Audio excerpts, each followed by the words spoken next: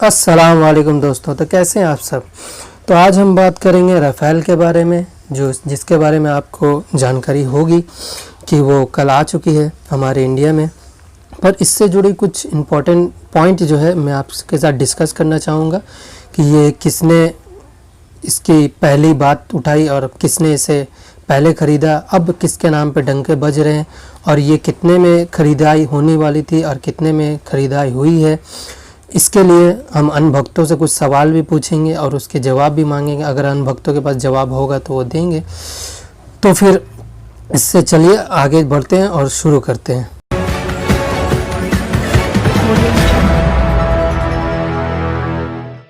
तो जैसा कि आप ये देख सकते हैं कि राफेल की जो लेंथ है वो 10.3 मिलीमीटर है और हाइट 5.3 मिलीमीटर। इसकी स्पीड काफ़ी अच्छी है, 2223 किलोमीटर पर आवर है और इसका वेट जो है 24,500 किलोग्राम है और इसके रेंज 3700 किलो यानी 3000 किलोमीटर से ये वार कर सकता है और इसके 9500 इतने वेट ये उठा सकता है। तो इस पे और क्या क्या इस पे खूबियाँ हैं वो अभी देखेंगे हम। इस पे जो है इजराइली हेलमेट आता है माउंटेन डिस्प्ले के साथ, रेडार वार्निंग आता है, लो बैंड जैमर है और 10 यानी कि फाइट डेटा रिकॉर्ड करने के लिए उसमें 10 घंटे का ये है, इंफ्रारेड स्ट्रक्चर है सिस्टम ऑलमोस्ट। तो इसमें बहुत ही अच्छा फीचर्स है और बहुत ही अच्छा इसमें कारीगरी है। और इसे जो इसकी जो डील हुई थी आज से 2012 में, तो 2012 में हुई थी और इसके डील किए थे मनमोहन सिंह ने इस पे डील की थी 2012 के टाइम में। टोटल 126 एयरक्राफ्ट आने थे राफेल और इसकी कीमत उस वक्त में लगाई गई थी 766 करोड़ रुपए एक की कीमत पड़ रही थी। और टोटल इनको जो देना था 18 राफेल हमें उस वक्त देना था और बाकी के 106 राफेल जो है हमें बाद में देना था और उसके साथ जो है उसका ब्लूप्रिंट के साथ उसके पूरे गाइडलाइन सब देना था। तो ये डील हुई थी मनमोहन सिंह के सरकार में, ताकि जब भी अब समझ ली कि हम 18 राफेल ले करके उसके बाद हम कभी भी उसको मैन्युफैक्चर अपने यहाँ इंडिया में कर सकते हैं। और ऐसा ही होता आया, जब भी हम कोई हथियार लेते हैं तो उस हथियार का कुछ सैंपल हम ले आते हैं, फिर उसके बाद उसका ब्लूप्रिंट भी ले आते हैं ताकि हम यहीं पे असेंबल कर पाएँ। तो फिर जब 2016 में मोदी जी की सरकार आई तब वहाँ पे इस पे स्कैम हो गया और इस पे घोटाला चालू हो गया। जहाँ पे हमें मिलने थे 116 राफेल और एक राफेल की कीमत थी 766 करोड़ रुपए, वहीं पे मोदी सरकार ने घोटाला करके इस पे कर दिया 66 राफेल यानी 36 राफेल ओनली और उसमें से 5 आ चुकी है और बाकी का 31 आएगा और इसका कॉस्ट एक का पड़ा है 1600 करोड़ रुपीस यानी कि डबल दाम में। इतने पैसे क्यों लगे, क्यों दिए जा रहे हैं और इतने कम राफेल यानी कि 36 राफेल के लिए। और इस पे हमें ना ही ब्लूप्रिंट मिलेगी, ना ही गाइडलाइंस मिलेगी, ना ही कुछ मिलेगी, ताकि हम उसे दोबारा इंडिया में जो पहले असेंबल करते थे अब नहीं कर पाएंगे।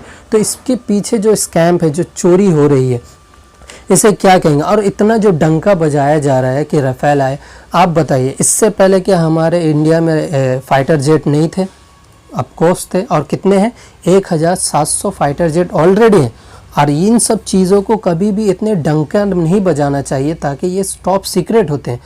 ये मेरा कहना नहीं है, ये कर्नल अशोक जो रिटायरमेंट हो चुके हैं वो कह रहे हैं अपने ट्वीट में कि ये जो इतना डंका बज रहा है कि राफेल लाया, राफेल तो आना ही था। ऐसा नहीं है कि राफेल सिर्फ इंडिया के पास ही है और ऐसा भी नहीं है कि इंडिया ने इसे बनाया। इसे समझ लीजिए कि एक आलू के दुकान में आप गए, वहाँ पे कहा कि आलू 5 रुपये किलो है, तो भाई नहीं भाई हम 5 रुपये किलो आलू नहीं लेंगे, हम तो भाई 105 रुपये किलो आलू लेंगे। तो आपने 105 रुपये किलो आलू ले। ये अनभक्तों का सोचना है और करना है, अनभक्तों का ऐसे ही सोचते हैं। तो इसमें इतनी बड़ी चोरी हुई है। एक तो हमें राफेल कम मिले, 106 मिलने थे, वहाँ पे सिर्फ 36 मिले और दाम भी इतना बड़ा मिला। मगर इस पे जो है अनभक्त बड़ा सीना चौड़ा करके बोल रहे हैं कि राफेल लाया। अरे राफेल तो 2012 में है, मनमोहन सिंह के सरकार में इसकी डील फाइनल हो गई थी। 2016 में तो इसे चोरी किया गया। अब अगर 2012 के जो डील के हिसाब से लाया जाता तो कम कॉस्ट में पड़ता, इससे पहले आ चुका होता और इससे ज़्यादा आता। करीब हमारे पास 126 रफ़ेल होते, मगर अन्य भक्तों की वजह से आज सिर्फ 36 रफ़ेल है हमारे पास। और उस पर से भी इन पे इतना एडवर्टाइजमेंट चल रहा है, इसमें मीडिया मैनेजमेंट चल रहा है, मीडिया इसी पे पूरा सारा दिन खबर दिखाती रहती है, इस पे और राम मंदिर पे। उनके पास और कोई मुद्दा नहीं है, क्योंकि अभी उनको अपना जो कोरोना वायरस के वजह से जितने भी लोग मरे हैं और नौकरियां चली गई हैं, आज किसके पास नौकरी है? हाँ, आज कौन है किसके पास इतने पैसे हैं कि अपने परिवार चला रहा होगा? स्कूल का फीस, इलेक्ट्रिक बिल, घर का बिल और ना जाने कितने सारे बिल हमें पे करने पड़ते हैं। पर उसके लिए जो सरकार जिम्मेदार है, उसका ये सब छुपाने के लिए, ये सब चीज़ को छुपाने के लिए आज ये सब ढंढोरा पीटा जा रहा है इंटरनेट पे और टीवी चैनल पे तो सारे दिन आज सिर्फ 2 ही खबर आप देख सकते हैं टीवी पे, या तो राफेल आया और या तो फिर राम मंदिर का उद्घाटन। यही 2, यानी ये 2 छोड़ के और कोई मुद्दा ही नहीं बचा इंडिया में। दुनिया अभी कोरोना वायरस के वजह से कितने लोगों की नौकरियां चली गई, कितने लोग बेघर हो गए, बाढ़ आ चुका है, बाढ़ में कितने लोग मर चुके हैं।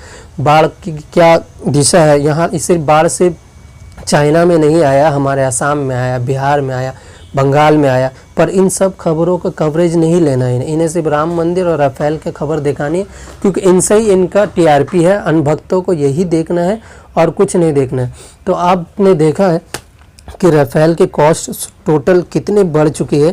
जहाँ एक राफेल 766 करोड़ रुपए में आने वाले थे, वहाँ 1600 करोड़ रुपए दे करके एक राफेल खरीदा गया और उस पर से इतने कम राफेल आए और वो भी ढंढोरा पीटा जा रहा। अब बताइए कि अब पूरे दुनिया को पता है कि हमारे पास राफेल है, बहुत अच्छी बात है, हमने ढंढोरा पीट दिया कि राफेल।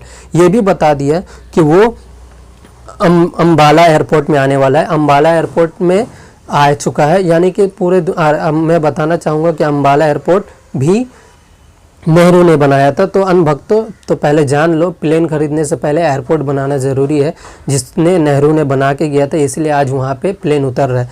तो अब इन्होंने चाइना को बता दिया, पाकिस्तान को बता दिया कि भाई अम्बाला एयरपोर्ट में हमारा प्लेन है, तुम आकर के उसे मार के चले जाओ। ये सब चीज़ें टॉप सीक्रेट होती हैं। हमारे पास क्या है, क्या नहीं है, किधर है, ये सब चीज़ें बताने की ज़रूरत नहीं पड़ती है, टीवी पे दिखाने की ज़रूरत नहीं पड़ती। इससे टॉप सीक्रेट चीज़ें लीक हो जाती है और दूसरे दुनिया को पता चला जाता है, दूसरे शहरों को, दूसरे देशों को पता चल जाता है, जिससे हम कमज़ोर हो जाते हैं। और यही चीज़ अनभक्त समझ नहीं रहे। अनभक्तों के लिए पूरे मीडिया चैनल सारा दिन यही दिखाता रहता है कि राफेल आया, कोरोना वायरस तो आया, ये नहीं दिखाएगा। कोरोना वायरस पे अब हम चले गए हैं टॉप 2 पे, क्या ये मीडिया दिखा रहा है? कोरोना वायरस के वजह से कितने लोग बेरोज़गार हो गए, क्या ये मीडिया दिखा रहा है? मीडिया आपको नहीं दिखाएगा कि कितने लोग भूख से मर रहे हैं, ये दिखा रहा है? नहीं दिखाएगा। क्या कितने लोग अपने मर्डर, रोज़ आए दिन यूपी में मर्डर, रेप और क्या छिनताई और कितने सारे और गिरफ्तारियां। अरे अरेस्ट का बारे तो भूल गया, अरेस्ट तो इतना हो रहा है कि जैसे कि कोई चनाचूर बट रहा है और सब लेने के लिए जा रहा है।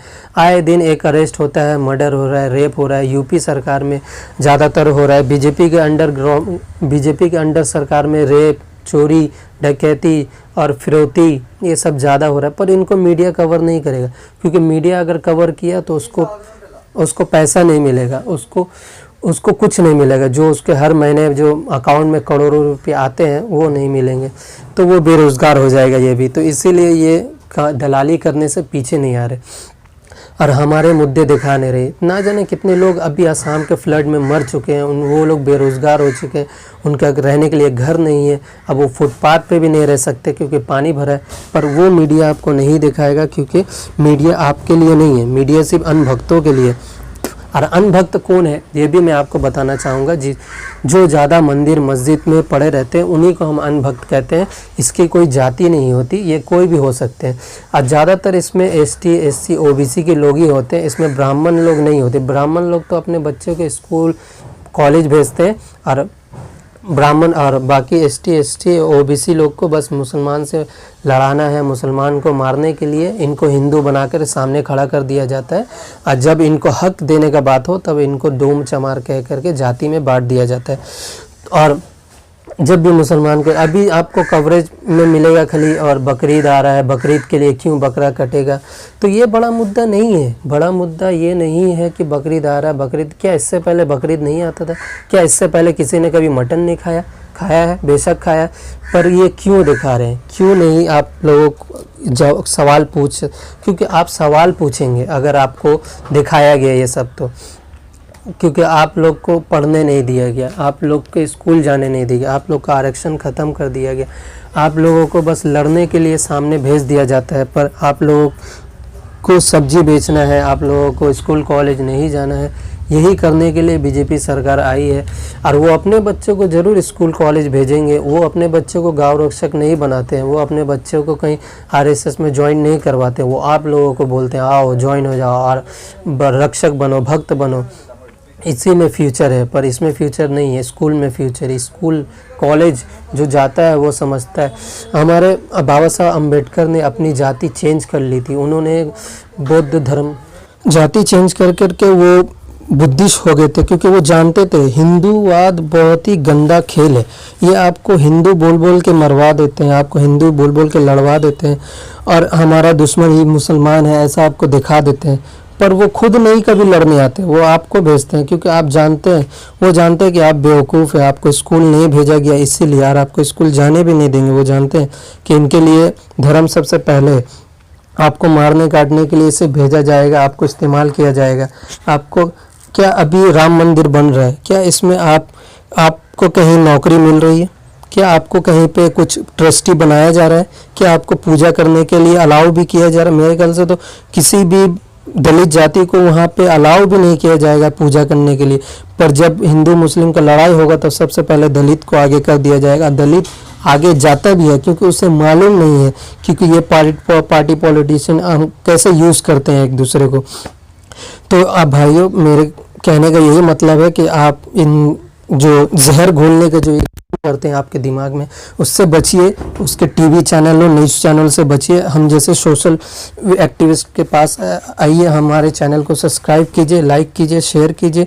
और हमारे चैनल, हम बहुजन मीडिया ही सच्चा मीडिया है और सोशल मीडिया ही सच्चा मीडिया है। देखिए बाढ़ आया हुआ है, पर बाढ़ का कोई न्यूज़ नहीं चलता, सिर्फ राफेल चल रहा है और राम मंदिर चल रहा है। ये इन सबों का कारनामा है जो ये हमेशा करते रहते हैं कि बस अन्य भक्तों को दिखाओ मंदिर मस्जिद और अपने कारनामा गिनाओ। अगर ये अभी अपने कारनामे गिना रहे हैं कि हमने लाया राफेल, पर राफेल तो लाया था मनमोहन सिंह ने, तो फिर ये क्यों अपनी उपलब्धियां गिना रहे हैं कि हमने लाया राफेल? राफेल लाया था मनमोहन सिंह ने 2012 में, मगर उसकी डील उस वक्त रुक गई थी 2016 में, क्योंकि मोदी जी की सरकार ने इसमें घोटाला कर करके इसमें कितने पैसे करोड़ों हड़प लिए, करोड़ों। सोचिए, आप ही सोचिए कि जहाँ पे एक राफेल के दाम 786 करोड़ हो रहे थे, वहाँ पे एक राफेल, वहीं पे मोदी सरकार में एक राफेल के दाम 1600 करोड़ रुपए हो गए। तो कितने राफेल के कितने पैसे इन लोगों ने मार लिए। पर इन पे जब केस हुआ तब कोर्ट ने इन्हें क्लीन चिट दे दिया। क्योंकि कोर्ट इनके अंदर है, सीबीआई इनके अंदर है। बेरोज़गार हम हैं, हम सवाल पूछे तो हम गुनहगार हैं, हम एंटी नेशनल हो जाते हैं। हम जब कोरोना वायरस में सब लाखों लोग पैदल चल करके घर गए थे, उनके लिए कोई खबर नहीं चल रहा था, उनके लिए कोई खबर नहीं चल रहा था। बस खबर यही चल रहा था कि तबलीगी जमात ने कोरोना फैला दिया। आज कोरोना के ज़्यादातर हॉटस्पॉट जो है ये न्यूज़ चैनल है, और ये बीजेपी का हेडक्वार्टर है, बीजेपी के लोग हैं, आरएसएस के लोग हैं, इनके लोग ज़्यादातर कोरोना पॉजिटिव पाए जा रहे हैं। यही तो आपने देख ही लिया होगा, आंध्र प्रदेश के सीएम को कोरोना हो गया। पर गरीब को अगर कोरोना है तो उनको रिपोर्टिंग करना कोई नहीं जा रहा है, उनको देखने के लिए कोई नहीं जा रहा, वो मर रहा है रास्ते में, पर उनके लिए कोई नहीं है। अन्य भक्तों से मेरा सवाल है कि अभी भी तुम्हारे दिमाग में क्या गाय मूत्र भरा है? अभी भी तुमको दिखाई नहीं देता है कि क्या चल रहा है? खाली राफेल और मंदिर में तुम्हारा क्या हो जाएगा? अरे तुम्हें क्या नौकरी मिल गई? अभी कितने लोग बेरोजगार घर में बैठे हैं, कितने लोग बेघर हो चुके हैं, कितने अभी जो नौकरी कर रहे हैं उनके पास भी पैसा नहीं होगा, क्योंकि हो सकता है वो मजबूरी में आधी सैलरी में नौकरी कर रहे होंगे, जिसको पूरा सैलरी भी नहीं मिल रहा होगा, 50% सैलरी मिल रहा होगा। खाने की किल्लत है। मगर किसान जहाँ पे सबसे ज़्यादा मेहनत करता है उसके लिए तो कोई अपॉर्चुनिटी नहीं निकालती है ये सरकार। किसान जहाँ पे अपनी रोज़ मेहनत करके, पर उसका अनाज का दाम नहीं बढ़ रहा है, मगर पेट्रोल का दाम बढ़ गया है, मनमोहन सिंह का दाम गिर गया है, बीजेपी का हेडक्वार्टर का दाम बढ़ गया है, पर किसानों के लिए कोई भी मदद नहीं है। बस बाबा जी हैं अपने लगे हुए हैं योगा में, और कोरोना किए इनको क्या फ़िक्र पड़ता है। इनके लिए तो अच्छे अच्छे खाने है ही है, पर हम लोगों के लिए अच्छे खाने नहीं है। हम लोग रूखी सूखी दाल खा के रखे रहते हैं और अपने हक के लिए लड़ते हैं। पर ये लोग जानते हैं, ये लोग बेवकूफ़ है, ये कब तक लड़ेंगे। भूखे पेट तो लड़ नहीं पाएंगे। और स्कूल जाने की इनकी औकात नहीं है, क्योंकि स्कूल इन्हें हम जाने नहीं देंगे। ये सब कुछ जान करके हमें एक दूसरे से लड़ाते हैं, तो हमें एक दूसरे से लड़ना नहीं है। आप ही देखिए, आपके लिए ये बात है कि अगर आपका बच्चा स्कूल जाएगा तभी तो कुछ सीखेगा।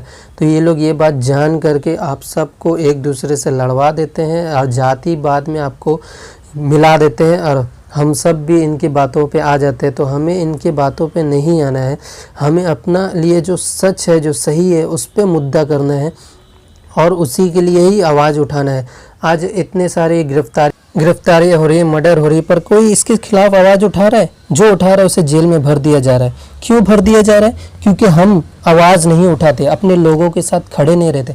हमें अपने लोगों के साथ खड़ा रहना है, सच के साथ खड़ा रहना है, उसके आवाज़ बनना, उसके हक के लिए लड़ना है। क्योंकि वो हमारे लिए खड़ा था, इसलिए वो जेल चला गया। आज हमें उनके लिए लड़ना है, उनके लिए, उनकी हिफाजत के लिए लड़ना है। तो भाइयों, आपके लिए यही बात है कि हम सबको एकजुट रहना है और एकजुट ही आवाज़ उठाना है और सही कदम लेना है।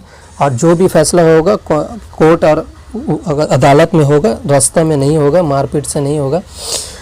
तो आज के लिए बस इतना ही। आप सबको हमारा खबर कैसा लगा हमें कमेंट सेक्शन में ज़रूर बताइए। लाइक कीजिए, शेयर कीजिए, सब्सक्राइब कीजिए, दुआओं में याद रखिए और हमेशा जो है कॉन्स्टिट्यूशन को बचाने की कोशिश कीजिए, ना कि रास्ते में फ़ैसला करने की। और हक की बात कीजिए और हक में रहिए। दुआओं में याद रखिए। अल्लाह हाफिज़।